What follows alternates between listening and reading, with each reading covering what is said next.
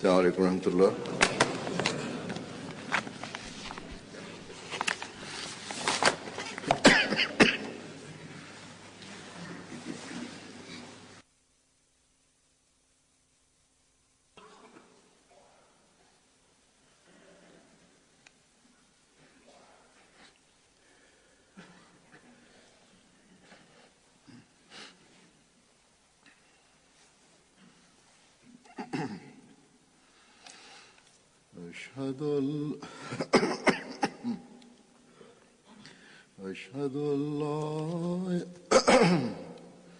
أشهد أن لا إله إلا الله وحده لا شريك له وأشهد أن محمدا عبده ورسوله أما بعد فأعوذ بالله من الشيطان الرجيم بسم الله الرحمن الرحيم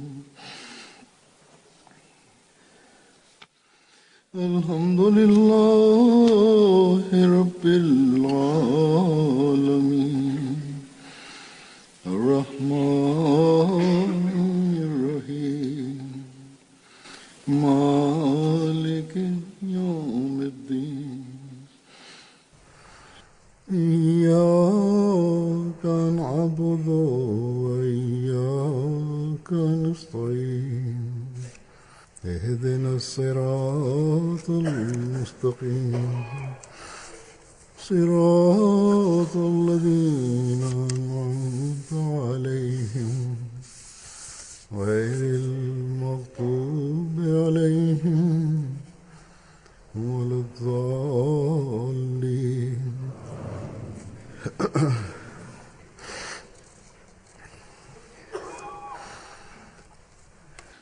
No sermão anterior, destaquei a importância da oração e falei sobre a realização da oração. Recebi muitas cartas de várias pessoas que apresentaram seus relatos pessoais, nas quais expressaram o profundo pesar pelas suas falhas. Recebi cartas das muitas comunidades e organizações auxiliares, nas quais admitiram que certamente há uma debilidade e fraqueza a este respeito, e escreveram que estão a ser implementadas estratégias fortes e sólidas, e também prometeram que, se Deus quiser, vão envidar todos os seus esforços para remover esta fraqueza. Que Deus Todo-Poderoso os faça capazes de fazê-lo. Que as nossas mesquitas sejam cheias dos adoradores no verdadeiro sentido e apresentem este exemplo da melhor maneira possível. No entanto, a administração deve sempre ter em mente que, a fim de obter os melhores resultados, deve demonstrar firmeza e determinação firme. No início, muitos de nós começamos uma tarefa com enorme entusiasmo e paixão, e depois de algum tempo começamos a sentir preguiça. É da natureza humana. Se as pessoas tornarem-se relaxadas, isso não é alarmante, embora seja uma questão que exige devida atenção. Mas se a administração ficar preguiçosa, então é um caso sério e grave. Se o sistema que foi criado para chamar a atenção das pessoas tornar-se relaxado ou demonstrar falta de interesse em relação à sua responsabilidade, então a reforma das pessoas se torna muito difícil. Uma vez que a preguiça ocorre entre as pessoas devido à natureza humana, então se torna muito difícil de resolver ou abordar esta questão. Assim, as organizações auxiliares, bem como a administração da comunidade, devem trabalhar, nomeadamente o trabalho que Deus afirmou como o propósito da nossa existência, e a fim de combater as deficiências e as fraquezas, devem inventar tais esquemas e programas que, com o passar do tempo, possamos progredir diariamente nesse aspecto de vida, e que o progresso em nossa adoração é o que nos dará sucesso, e esse aspecto é muito importante. Toda a estrutura administrativa precisa de trabalhar seriamente a este respeito. Lajna Imaillah, a organização auxiliar das mulheres ahmadianas, deve desempenhar o seu papel e cumprir a sua responsabilidade a este respeito. Prestar atenção às crianças quando oram em casa e inculcar esse hábito nelas e assegurar-se de que os jovens e os homens da família vão para a mesquita regularmente é da responsabilidade das mulheres. Se as mulheres cumprirem o seu papel nesse sentido, isso pode levar a uma reforma extraordinária. De mesma forma, queria pôr termo à questão daqueles que dizem que ninguém deve lhes recordar das suas orações, nem deve perguntar sobre o estado das suas orações, porque é um assunto entre eles e Deus Todo-Poderoso. Muitas mulheres queixaram-se de que, quando chamam a atenção dos seus maridos para a oração, eles começam a discutir e brigar com eles. Queria dizer a essas pessoas que, embora seja um assunto entre homem e seu Deus, mas lembrar as pessoas das orações e chamar a atenção para este assunto é da responsabilidade da administração. Do mesmo modo, é da responsabilidade das esposas. Na verdade, cabe a elas fazer isso. Se fosse assim, dizer que vai rezar se quiser e não vai rezar se não quiser, ou dizer que durante a oração do Fajr estão em sono profundo e como têm que trabalhar durante todo o dia, não devem ser despertados para a oração. Se fosse assim, o sagrado profeta sallallahu alaihi wasallam não teria aconselhado os casais que aquele que acordar primeiro deve despertar o outro e se não acordar ou sentir sonolento, então deve aspergir um pouco de água sobre o outro. Em alguns casos, o sagrado profeta sallallahu alaihi wasallam emitiu advertências rigorosas. No sermão anterior, apresentei alguns ahadis ou ditos do sagrado profeta sallallahu alaihi wasallam. Então, o conceito de que a pessoa é livre para fazer o que quiser, dizendo que o assunto está entre ele e Deus, está errado. Se a administração, a qual eles atribuem a si próprios, faz um inquérito sobre o estado de orações dentro da sua localidade, então devem cooperar com eles, em vez de serem irritados e enfurecidos. No entanto, se um indivíduo que observa a oração e revela diante dos outros e por orgulho anuncia que ele regularmente realiza a oração em congregação, então este é um vício e isto é incorreto. No entanto, a importância da oração deve ser tornada clara para todos. E todos os esforços devem ser envidados para agir de acordo com os ensinamentos de Deus Todo-Poderoso e do seu profeta sallallahu alaihi wasallam. Depois de mencionar isso, vou apresentar agora alguns aspectos de oração à luz das palavras do Messias Prometido alaihi salam, que são de natureza jurisprudencial ou são injunções ou mandamentos aos quais o Messias Prometido alaihi salam chamou a nossa atenção. Muitas vezes as pessoas perguntam sobre essas questões. É, portanto, importante abordar este tema. Pela graça de Deus, as pessoas de várias seitas islâmicas entram no rebanho da comunidade islâmica Ahmadiyya. Certos hábitos aos quais aderiam anteriormente não são praticados pela comunidade Ahmadiyya, porque o Messias Prometido alaihi salam explicou estas questões para nós. Desde que aceitamos o Messias Prometido alaihi salam como o árbitro justo, temos que agir segundo os seus ensinamentos, que são verificados por práticas autênticas que são atribuídas ao sagrado profeta sallallahu alaihi wasallam e aos seus companheiros.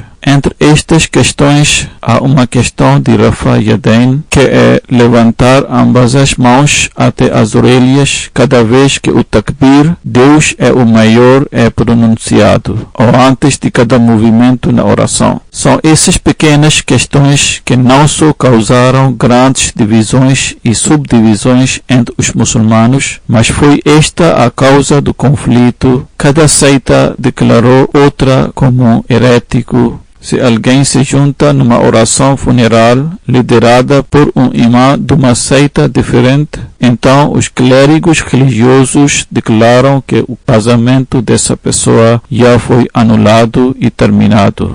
Essas questões não são um assunto do passado, mas na verdade estão a surgir ainda hoje. Recentemente, na Índia, houve um relatório de notícias de que algumas pessoas pertencentes a certa seita realizaram a oração funeral de uma pessoa pertencente a outra seita. Um edital ou comunicado oficial foi emitido que todos os casamentos dos presentes na oração funeral foram anulados. Todos os moradores da aldeia ou do município foram para o seu clérigo religioso e formaram uma longa fila, como todas as cerimônias de casamento ocorreram de novo. Essas pessoas tornaram a religião uma coisa de ridículo ou uma causa de semear ou espalhar o caos. O Messias prometido, alaihissalam, que foi enviado para resolver todos os conflitos, declarou: eu sou um justo árbitro, portanto devem aceitar-me. Ele também apresentou soluções para as questões que continham pequenas diferenças e declarou algumas aceitáveis e permissíveis, declarando que alguém pode escolher fazer algo de uma maneira ou de outra. Em relação a levantar ambas as mãos às orelhas, o Messias prometido, alaihissalam, afirma: não há mal nisso, não há problema se alguém optar por fazê-lo ou não. Além disso, ambos os modos são mencionados no ahadis ou ditos do profeta sallallahu alaihi wasallam. Isso verifica-se também nas práticas dos wahhabitas e sunitas, como uma seita adere a Rafa Yadain, quer dizer levantar ambas as mãos às orelhas, enquanto o outro não. Parece que numa certa altura o sagrado profeta sallallahu alaihi wasallam adotou Rafa Yadain, mas depois abandonou. Esta não era uma prática consistente do sagrado profeta sallallahu alaihi wasallam. No entanto, se ele tivesse praticado numa certa altura e algumas pessoas aderiram a esta prática, então é perfeitamente aceitável e não há necessidade de discutir sobre este assunto. Mas o Messias prometido, alaihissalam, abraçou aquela prática que o sagrado profeta sallallahu alaihi wasallam adotou durante o período mais longo. A este respeito, há uma outra narração. Hazrat Sahib Zada Mirza Bashir Ahmad Sahib Raziallahu Ta'ala Anhu escreve que Hafiz Nur Muhammad Sahib, um morador de Fezullah Chak, escreveu-me afirmando que uma vez nós perguntamos ao Messias prometido, alaihissalam, o que ele pensa sobre a questão de repetir a Surah Fatiha com o imã, fazer Rafa Yadain e pronunciar Amin. O Messias prometido, alaihissalam, declarou dizendo que esta prática pode ser encontrada nos ditos do profeta sallallahu alaihi wasallam. Portanto, é preciso adotar esta prática.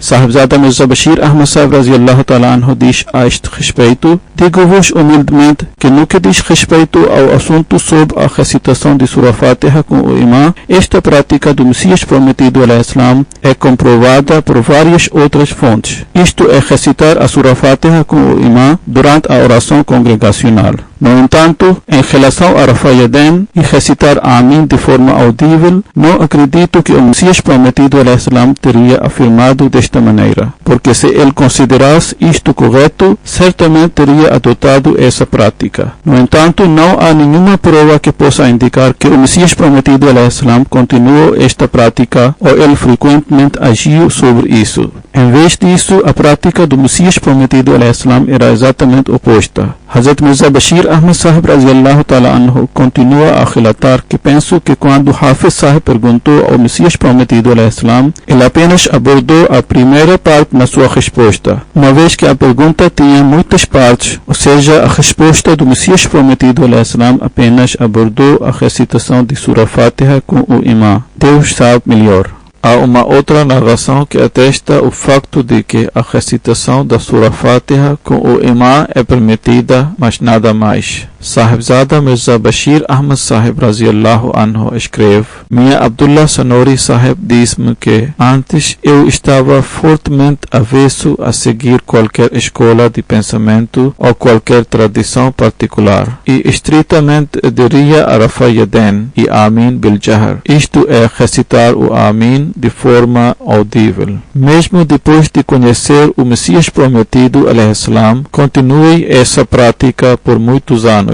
Depois de algum tempo, tive a oportunidade de realizar a oração por trás do Messias prometido, alaihissalam. Quando terminou a oração, o Messias prometido, alaihissalam, voltou-se para mim e sorriu e disse: Minha Abdullah, continuo com esta prática durante o tempo suficiente. Ele referia-se a Rafa Yadain, ou seja, levantar as duas mãos após cada takbir. Minha Abdullah Sahib continuou a dizer: a partir daquele dia deixei de praticar Rafa Yadain. De facto, até mesmo parei de dizer Amin bil Jahr, ou recitar o Amin de forma audível. Minha Abdullah Sahib declara que nunca vi o Messias prometido, alaihissalam, fazer Rafa Yadain, nem o ouvi dizer Amin bil Jahr, ou em voz alta, nem o ouvi recitar Bismillah, ou em nome de Allah, em voz alta. Mirza Bashir Ahmad Sahib Raziallahu Ta'ala Anhu afirma que digo-vos humildemente que a prática do Messias prometido, alaihissalam, era exatamente a mesma, da maneira como minha Abdullah Sahib afirmou. Contudo, a nossa prática como os Ahmadis, desde o tempo do Messias prometido, alaihissalam, e até mesmo depois disso, e até os dias de hoje, tem sido de tal forma que ninguém pode levantar objeções contra outro. Alguns pronunciam Amin em voz alta, outros não. E alguns fazem Rafa Yadain, mas a maioria absteve-se de fazer isso.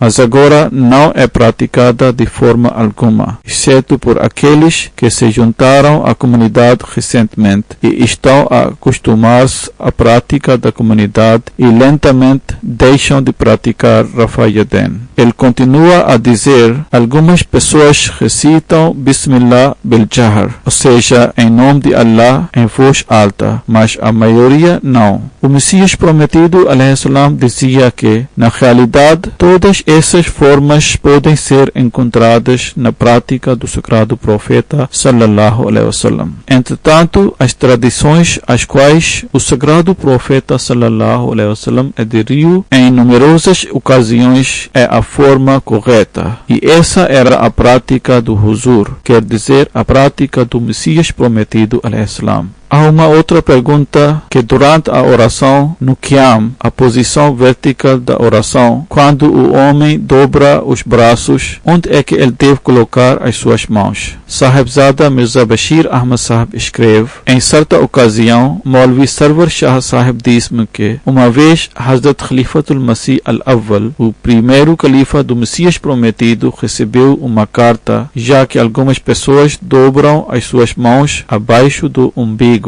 algumas no meio do estômago e outros dobrá-las bastante alto. O primeiro califa recebeu uma carta declarando então: quando o homem fizer a sua intenção de oração e estiver de pé, onde é que deve dobrar ou colocar as suas mãos? Alguém escreveu a carta e perguntou: há qualquer dito autêntico no qual está escrito que as mãos devem ser colocadas acima do umbigo em oração? O primeiro califa apresentou a carta ao Messias prometido, alaihissalam, e diz que os ditos encontrados a este respeito não estão livres de controvérsia e tem havido muitos debates sobre esses ditos. Algumas pessoas declaram que estão corretos e algumas pessoas os declaram falsos. O Messias prometido, alaihissalam, diz ao primeiro califa: Maulvi Sahib, se perseguir esse assunto, certamente vai encontrar qualquer dito. Nos meus primeiros anos da vida, o Messias prometido al-Islam está a referir-se a si próprio, apesar de todos seguirem a escola de pensamento de anafitas. O Messias prometido al-Islam diz: nunca gostei de prática de colocar minhas mãos abaixo do umbigo durante a oração. Ao contrário, a minha disposição pessoal sempre foi inclinada para colocar minhas mãos acima do umbigo e experimentamos em várias ocasiões. O Messias prometido al-Islam afirma: experimentei em várias ocasiões que sempre que tinha uma inclinação para qualquer coisa, ao pesquisar, sempre fui capaz de encontrá-la conforme aos ditos do profeta sallallahu alaihi wasallam. O Messias prometido al-Islam afirma ainda: mesmo que não tenha conhecimento prévio disso, ou seja, dos ditos do profeta sallallahu alaihi wasallam.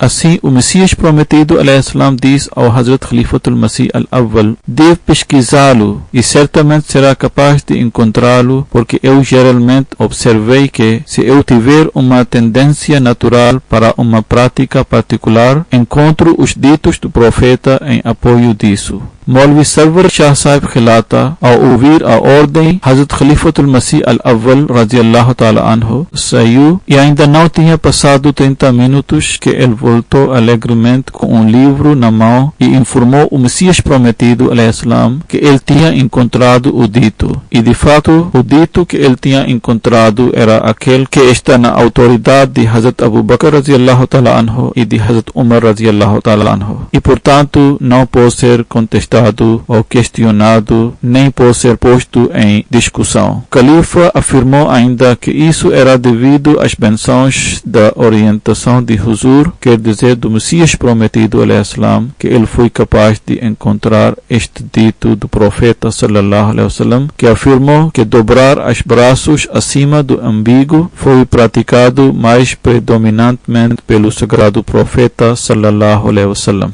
Hazrat Haji Ghulam Ahmad Sahib Khilata, alguém perguntou onde deve dobrar as mãos durante a oração. Certas pessoas limitam-se apenas às complexidades de uma questão. Por um lado, o Messias prometido al-Islam deu orientação para pesquisar o dito e diz que certamente será encontrado, porque a sua tendência natural era dobrar os braços acima do umbigo. No entanto, por outro lado, outra pessoa colocou a mesma pergunta, mas neste caso a sua reforma de um equívoco era necessária. Portanto, o Messias prometido al-Islam, respondendo a ele, diz: os atos aparentes de respeito são também de grande importância e, portanto, quer dizer, os atos físicos ou movimento na oração também são importantes. Porém, o foco principal de atenção na oração deve estar em Deus. Embora os atos físicos sejam importantes, mas também deve manter a sua atenção focalizada em Deus Todo-Poderoso, que é o objetivo primário da oração. Foi colocada uma outra pergunta no que diz respeito a levantar o dedo enquanto recitar Tashahhud,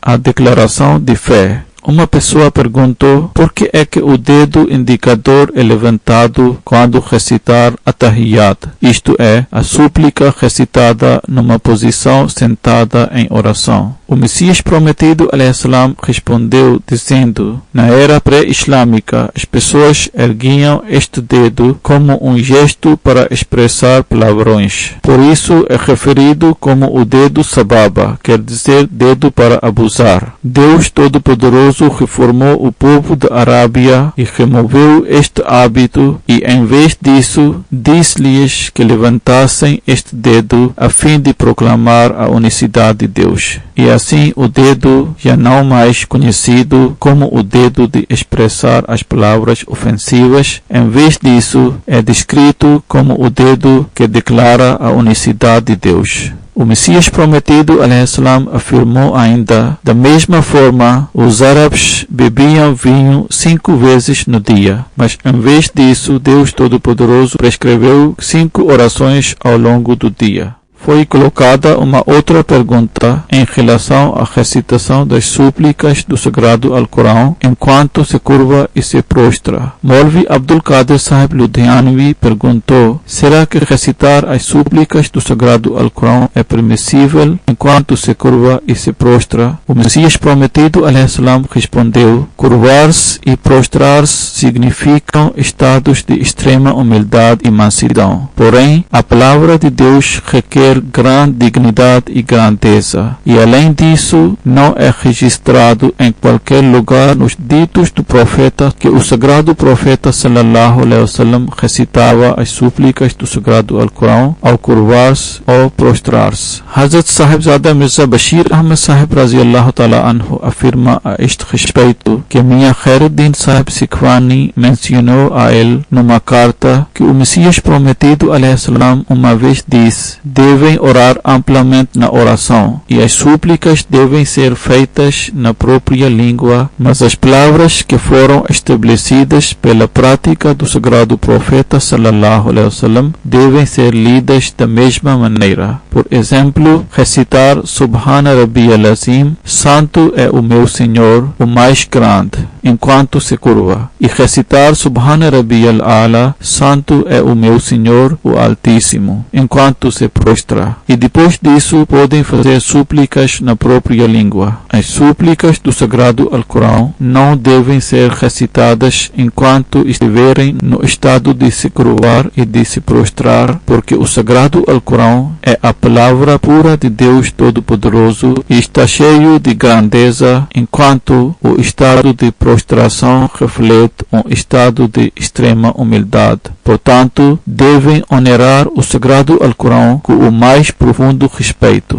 Uma vez alguém perguntou ao Hazrat Khalifatul Masih As-Sani Raziallahu Anhu, o segundo califa, por que é que recitar as súplicas corânicas é proibido enquanto se prostra? E na verdade, o sajda ou prostração reflete um estado de completa humildade e, portanto, as súplicas devem ser prontamente aceitas se forem feitas no estado de prostração. Hazrat Khalifatul Masih As-Sani Raziallahu Ta'ala Anhu, o segundo califa, respondeu: eu também era de opinião que recitar as súplicas corânicas no estado de sajda é permitido, até que encontrei uma citação do livro do Messias prometido alaihissalam em que ele tinha proibido recitar as súplicas corânicas no estado de sajda ou prostração. E há um dito do profeta sallallahu alaihi wasallam no livro de hadith chama-se Musnad Ahmad bin Hanbal, que também apoia isso. O segundo califa afirma ainda: se não tivesse encontrado essas citações que se opuseram à minha visão inicial, mesmo assim não consideraria o argumento apresentado como apropriado, em que ele afirmou que, como o sajda ou prostração é um estado de extrema humildade, portanto, recitar as súplicas corânicas deve ser permitido. Isso não constitui qualquer argumento. O segundo califa, explicando detalhadamente este assunto, citou um exemplo que Imam Malik tinha a crença de que tudo o que vive na água é halal.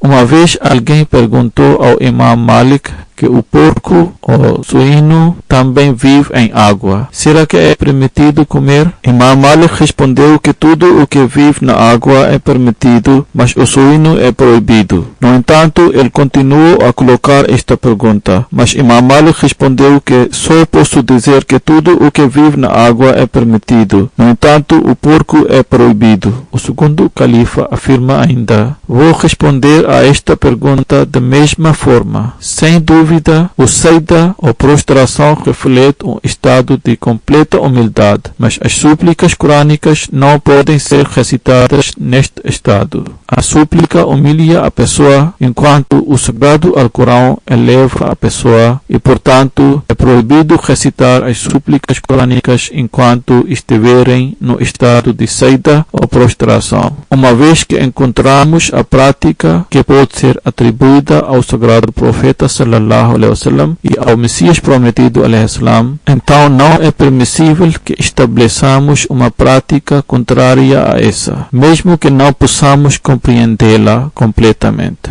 O nosso dever é simplesmente aderir às instruções. Algumas pessoas perguntam se juntarem-se à oração na posição de ruku, será que esta pode ser considerada como uma raka ou uma unidade de oração? Geralmente, cada pessoa sabe disso e isto é ensinado desde a infância, que se uma pessoa chegar tarde à oração e juntar-se enquanto em ruku, esta é contada ou considerada uma raka ou uma unidade de oração. Uma vez este assunto, se a raka de tal pessoa que se junta apenas em ruku é contada ou não, foi discutido. O Messias Prometido ﷺ solicitou o parecer dos outros estudiosos que estavam presentes e a opinião dos vários clérigos das outras seitas islâmicas também foi obtida. No final, o Messias Prometido ﷺ deu o seu veredito e disse: a nossa convicção é que la salata illa bi Fatihat al-Kitab. Não há oração sem Surah Al-Fatiha. Se uma pessoa estiver a liderar a oração ou realizá-la individualmente, deve recitar Surah Al-Fatiha. No entanto, ele deve lê-lo lentamente para que os congregantes que estão a segui-lo na oração possam ouvi-lo, bem como recitá-lo. O Messias Prometido ﷺ está a dar instruções aos imãs que lideram a oração. Ele diz: depois de cada versículo, o imã deve dar tempo suficiente para que os congregantes também possam recitá-lo. Em qualquer caso, os congregantes devem ter a oportunidade de ouvir a recitação do Surah Al-Fatiha, bem como de o recitar. A recitação da Surah Al-Fatiha é importante porque é a mãe do livro. No entanto, se alguém, apesar de todos os esforços para se juntar à oração, só for capaz de se juntar no ruku e perdeu a parte anterior da oração, esta será considerada uma raka. Embora não pudesse recitar Surah Al-Fatiha, é porque foi mencionado no dito do profeta sallallahu alaihi wasallam que quem se junta à oração no ruku, sua raka é contada ou considerada. O Messias Prometido ﷺ afirma ainda: há dois aspectos em relação a essas questões. Por um lado, o sagrado profeta sallallahu alaihi wasallam declarou e enfatizou fortemente a recitação de Surah Al-Fatiha em oração e diz que é a mãe do livro e é a verdadeira essência da oração. No entanto, se alguém, apesar de todos os seus esforços, só for capaz de se juntar à oração em ruku, desde a fundação do Islã assenta em proporcionar facilidade.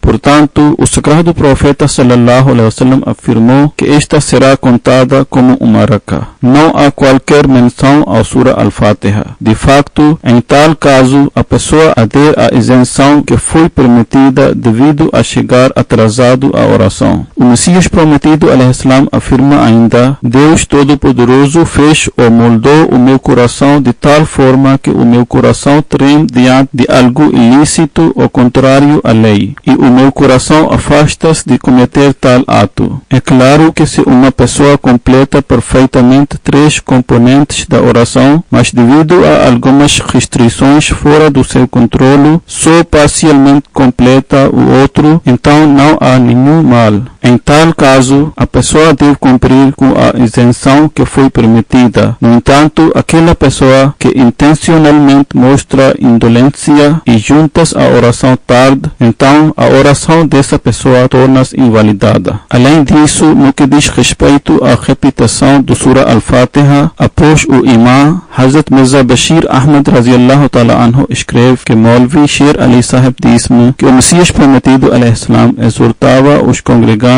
a repetir Surah Al-Fatiha após o imã. No entanto, juntamente com isso, ele também dizia: embora eu acredite que Surah Al-Fatiha é essencial, mas não digo que a oração de uma pessoa que não recita a Surah Al-Fatiha é invalidada, porque houve muitos santos e sábios no passado que não consideravam a recitação do Surah Al-Fatiha como essencial, e não acredito que as suas orações não eram validadas. Hazrat Mirza Bashir Ahmad radiyallahu ta'ala anhu escreve ainda: digo-vos humildemente que os anafitas são da opinião que os congregantes devem ficar em silêncio por trás do imã e devem ouvir a sua recitação e não devem recitar nada em si próprios. O Ahlul Hadith, no entanto, acreditam que os congregantes também devem repetir Surah Al-Fatiha por trás do imã. O Messias prometido alaihissalam estava em favor da posição do Ahl al-Hadith, mas apesar disso ele não compartilhou a visão do Ahl al-Hadith que a oração daquela pessoa que não recita a Surah Al-Fatiha é invalidada. Respondendo a uma pergunta que foi apresentada por Munshi Rustam Ali Sahib,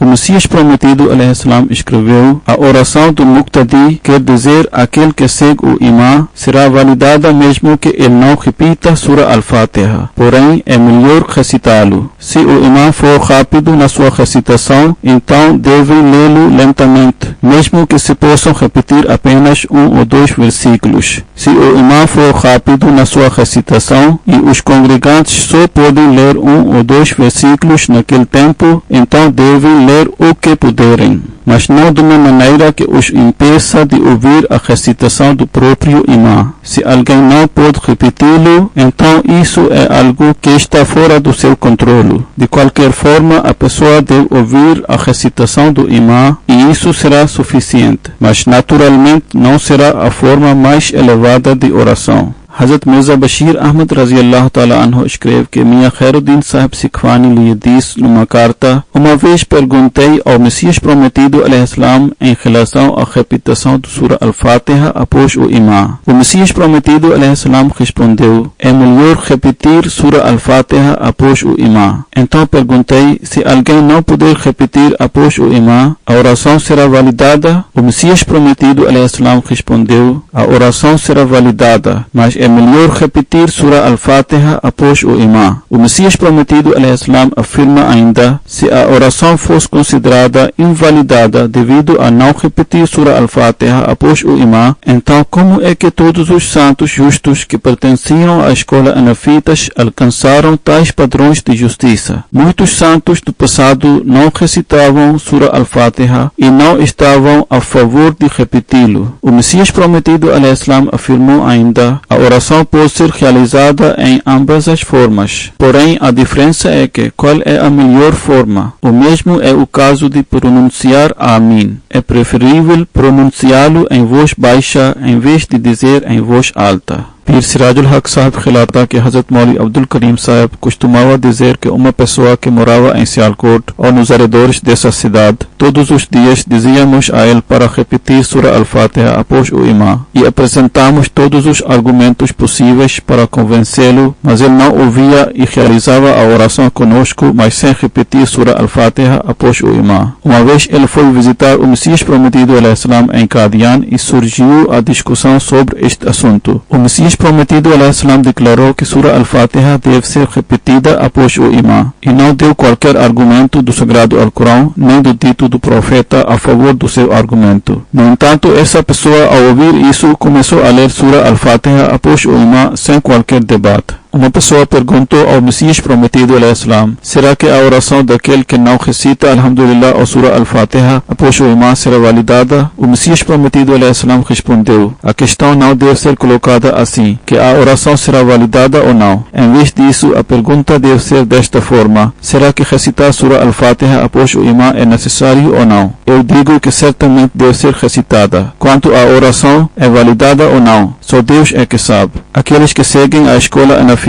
não a recitam. Milhares de awliya, quer dizer os santos e místicos no passado, seguiram a escola anafita e não recitavam Surah Al-Fatiha após o imã. Se as orações deles foram invalidadas, então como é que podemos chamá-los awliya ou santos? De certa forma, temos uma semelhança com o grande imã, quer dizer imã Abu Hanifa, e temos imenso respeito para ele. Nós nunca podemos declarar fatwa ou editar sobre a aceitabilidade de qualquer oração. Naquela época, todos os ditos ainda não tinham sido compilados e eles eram inconscientes da clareza sobre esta questão que já foi esclarecida. Assim, eles estavam isentos, enquanto hoje essa questão já foi resolvida. E se agora alguém não a recita, então as suas orações certamente não alcançarão estado de aceitabilidade. A minha resposta a essa pergunta será sempre a mesma, que Surah Al-Fatiha deve ser recitada após o imã. Ele continua a relatar e diz: um dia perguntei ao Messias prometido alaihissalam a que ponto a pessoa deve repetir Surah Al-Fatiha, ao qual ele respondeu: deve recitá-la sempre que conseguir a oportunidade. Eu perguntei: deve ser durante os momentos de silêncio do imã? O Messias prometido alaihissalam respondeu: respondeu: onde quer que a oportunidade surge, mas deve ser definitivamente lida. Às vezes com referência à ordem das orações quando são combinadas, como Zuhr com Asr ou Maghrib com Isha, quem chega atrasado pode não estar plenamente consciente da oração que está a ser realizada. O segundo califa diz: eu próprio ouvi o Messias prometido al-Islam dizer que se uma pessoa entra na mesquita sem ter realizado a oração de Zuhr e oração de Asr esteja em curso, ou se alguém entra na mesquita sem ter realizado a oração de Maghrib e oração de Isha esteja em curso, então ele deve primeiro realizar a oração de Zuhr separadamente e depois deve juntar-se ao imã, ou ele deve primeiro realizar a oração de Maghrib separadamente e depois deve juntar-se ao imã. No caso de combinar as orações, se alguém chegar à mesquita tarde, quando as orações já estão em curso, o Messias prometido al-Islam deu fatwa ou editar de que, se ele vier a saber que o imã está a liderar a oração de Asr, então ele deve primeiro realizar a oração de Zuhr separadamente e depois deve juntar-se ao imã. Da mesma forma, se alguém vier a saber que o imã está a liderar a oração de Isha, então ele deve primeiro realizar a oração de Maghrib separadamente e depois deve juntar-se ao imã. No entanto, se alguém for incapaz de determinar qual oração está a ser liderada, então ele deve simplesmente juntar-se à congregação. Em tal situação, a oração que o imã está a liderar tornar-se-á a oração que ele realizou e depois ele deve realizar a oração anterior. Por exemplo, se a oração de Isha estiver em curso e alguém entra na mesquita que ainda não realizou a sua oração de Maghrib, se ele descobrir que é a oração de Isha que está a ser liderada, ele deve primeiro realizar a sua oração de Maghrib individualmente e em seguida deve juntar-se ao imã. Se ele não souber qual é a oração que está a ser liderada, então ele deve apenas juntar-se ao imã em oração. Neste caso, sua oração de Isha será concluída e depois disso deve realizar a sua oração de Maghrib. O mesmo vai aplicar-se à oração de Asr. Ao ouvir isso, alguém perguntou: mas não é permitido realizar qualquer oração após a oração de Asr? Assim, se alguém sem saber juntar-se à oração de Asr, como é que a realização da oração de Zuhr pode ser permitida depois de oração de Asr? O Messias prometido al-Islam respondeu: é verdade, por regra não é permitido realizar as orações após a oração de Asr. No entanto, isso não significa que a oração de Zuhr não pode ser realizada mesmo se surgir uma situação por acaso ou inadvertidamente. Nessa situação é permitido realizar a oração de Zuhr depois de oração de Asr. Se alguém não tivesse conhecimento de que a oração de Asr estava a ser liderada, então é permitido realizar a oração de Zuhr depois de oração de Asr. No entanto, se alguém soubesse que esse era o caso, que a oração de Asr estava em curso, então não é permitido. Ele continua a relatar dizendo: eu próprio ouvi o Messias prometido al-Islam elucidar esta questão não apenas uma vez, mas 2 vezes. Recordo que foi perguntado ao Messias prometido al-Islam sobre este assunto novamente e ele respondeu: já expliquei este assunto antes, que a ordem das orações é essencial. No entanto, se não for possível saber que qual oração está a ser liderada pelo imã, oração de Asr ou oração de Isha, então ele deve simplesmente juntar-se ao imã. A oração que está a ser liderada pelo imã será contada ou considerada como a oração daquele que se juntou e depois ele deve realizar separadamente a oração anterior. Realizar sunnah em casa antes e depois das orações era a rotina do Messias prometido al-Islam. Hazrat Sheikh Yaqub Ali Irfani Sahib radiyallahu ta'ala anhu escreve que desde o início, realizar sunnah e nawafil ou as orações voluntárias em casa era a prática do Messias prometido al-Islam e ele realizava faraiz ou as orações obrigatórias em congregação na mesquita. Ele manteve esta rotina até o fim. No entanto, algumas vezes depois de completar a oração, ao ver que as pessoas juntaram-se à oração congregacional mais tarde e ainda não a tinha completado, ele realizava a sunnah na mesquita porque a saída ficava bloqueada por trás. E nas outras ocasiões, quando o Messias prometido al-Islam queria ficar na mesquita após as orações, realizava a sunnah na mesquita. Como esta era a rotina do Messias prometido al-Islam, alguns estudantes imprudentes começaram a pensar que realizar a sunnah talvez não seja necessário, porque eles nunca tinham visto o Messias prometido al-Islam realizar a sunnah nem antes nem depois da oração obrigatória. Hazrat Khalifatul Masih al-Awwal radiyallahu ta'ala anhu uma vez abordou ou tratou este assunto durante a sua palestra formal sobre o Sagrado Alcorão e disse: era hábito do Messias Prometido alayhi salam que imediatamente depois de realizar farais ou oração obrigatória ia para a sua casa, e muitas vezes eu também faço o mesmo. Por esse motivo, muitas das crianças imprudentes adotaram o hábito de deixar a mesquita imediatamente após farais ou oração obrigatória, e acredito que não realizam sunnah. Observei que isso muitas vezes acontece até hoje. Eles devem perceber que a primeira coisa que o Messias Prometido alayhi salam fazia depois de voltar para a casa era realizar sunnah. Hazrat Khalifatul Masih al-Awwal radiyallahu ta'ala anhu em seguida perguntou: há alguém aqui que pode pessoalmente testemunhar que o Messias Prometido alayhi salam realizava sunnah imediatamente depois de voltar para casa? Ao ouvir isso, Hazrat Mirza Bashiruddin Mahmud Ahmad radiyallahu ta'ala anhu, que como de costume estava presente no dars ou palestra, levantou-se e disse em voz alta: sem dúvida, realizar sunnah em casa antes de sair para a mesquita era a rotina do Messias Prometido alayhi salam. Então ele realizava farais ou oração obrigatória na mesquita, e ao voltar para casa imediatamente realizava sunnah. Depois disso, Hazrat Sahibzada Mirza Bashir Ahmad radiyallahu ta'ala anhu, filho do Messias Prometido alayhi salam, também deu o seu testemunho pessoal para atestar isso. Seguidamente, Hazrat Mir Nasir Nawab Sahib, Sahibzada Mir Muhammad Isaac Sahib e também Hafiz Hamid Ali Sahib, um antigo empregado do Messias Prometido alayhi salam, todos confirmaram os seus testemunhos oculares.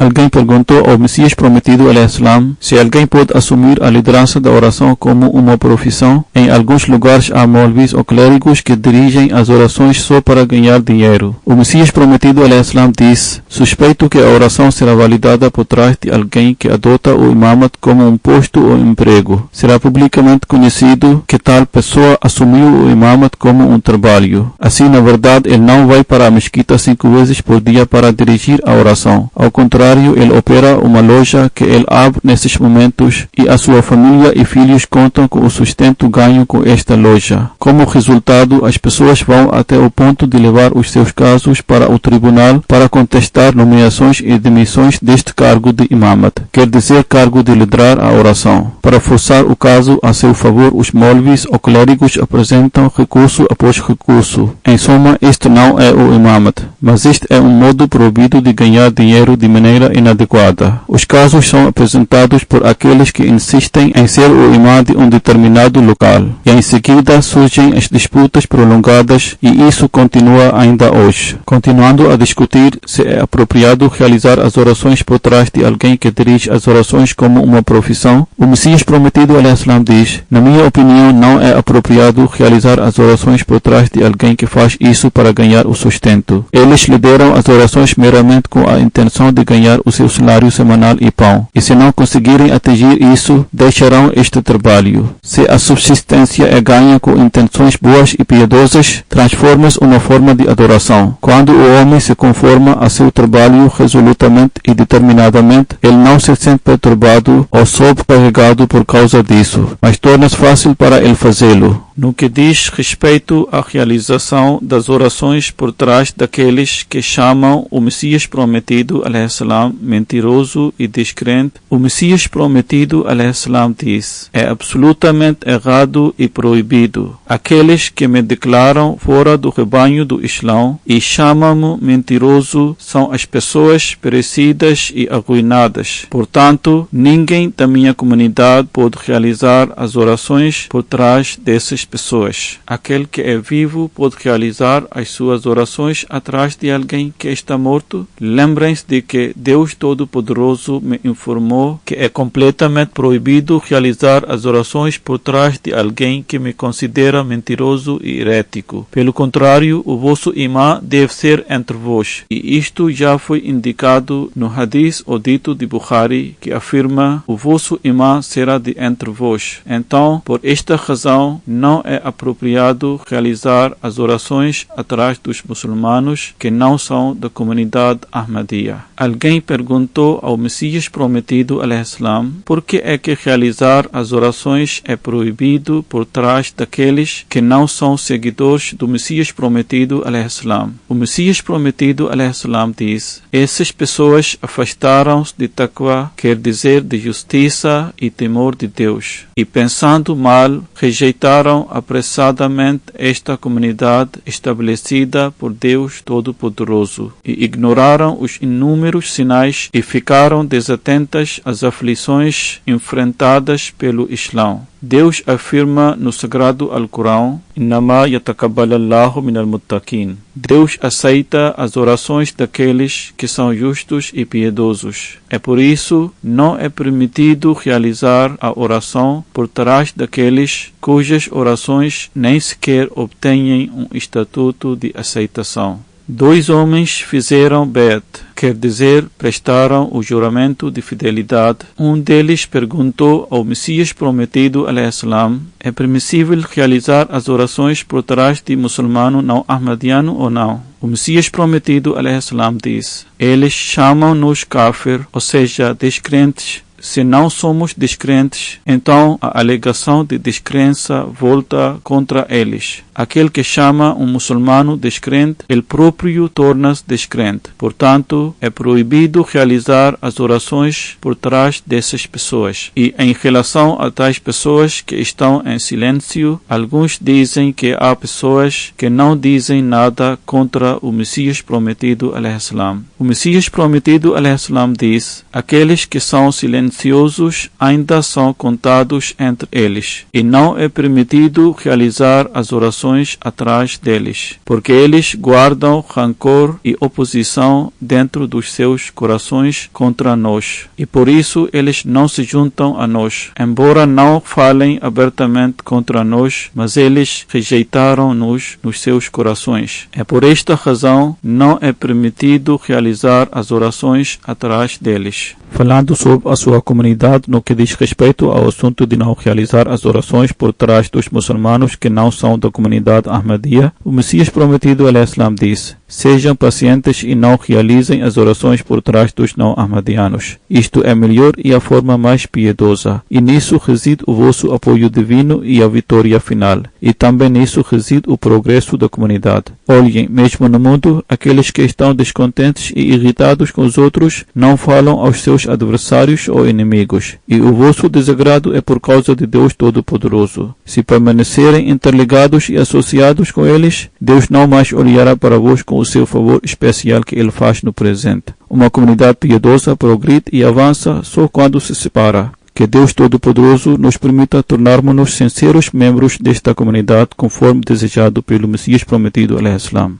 No final, queria fazer um apelo para a oração pelos Ahmadis de Argélia. É a nova comunidade e a maioria dos Ahmadis são novos. No entanto, têm a fé resoluta. Nos últimos dias, o governo tem sido extremamente rigoroso e severo e está a tentar desnecessariamente as ações no tribunal contra os Ahmadis e está a enviá-los para a prisão. Eles alegam que os Ahmadis são os mesmos que os de Daesh. Mas a verdade é que se alguém em qualquer lugar e em qualquer país quer encontrar as pessoas que são pacíficas e cumpridoras da lei, são os membros da comunidade islâmica Ahmadiyya. No entanto, sua intenção é simplesmente nos culpar e assim tenta nos equiparar com as de Daesh. Muitas vezes a polícia entrou nas casas com a força e tentou obrigar as nossas mulheres a remover o véu. Por exemplo, recentemente disseram a uma mulher para remover o seu lenço. Ela respondeu dizendo: podem tirar a minha vida, mas não vou removê-lo e nem vou renunciar a Ahmadiyya. Os juízes estão a agir injustamente e estão a passar todos os limites. Um juiz diz a um Ahmadi que, se renunciar à crença em Ahmadiyya, vou deixá-lo imediatamente. Ele respondeu: vou morrer, mas nunca vou deixar Ahmadiyya nem a minha fé, porque descobri que é o verdadeiro Islão. O juiz respondeu: muito bem, já que diz isso, vou condená-lo à prisão perpétua e vai morrer na prisão. Ele respondeu: tudo bem, faz o que quiser. Esta é a situação lá hoje em dia. Que Deus Todo-Poderoso traga facilidade para os Ahmadis de lá, que Ele lhes conceda firmeza, que Deus faça com que o mal se vire contra os perpetradores, que são os inimigos do Islão e Ahmadiyya, e que Ele dê refúgio a todos os Ahmadis de crueldade dessas pessoas.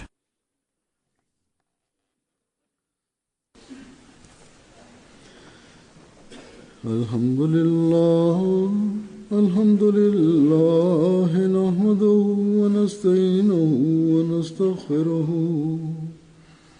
ونؤمن به ونتوكل عليه ونعوذ بالله من شرور أنفسنا